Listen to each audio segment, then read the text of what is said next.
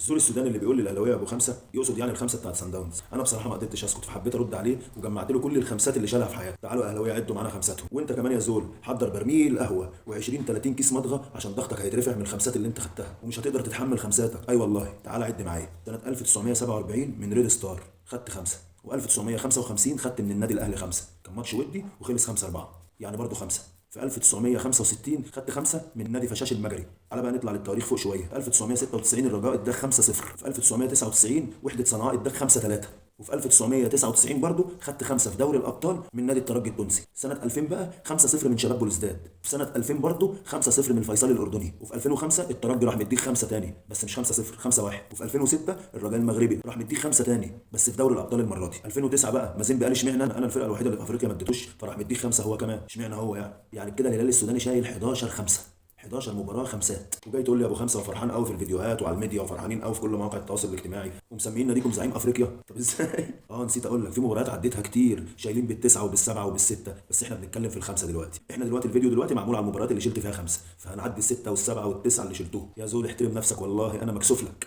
والله مكسوف لكم.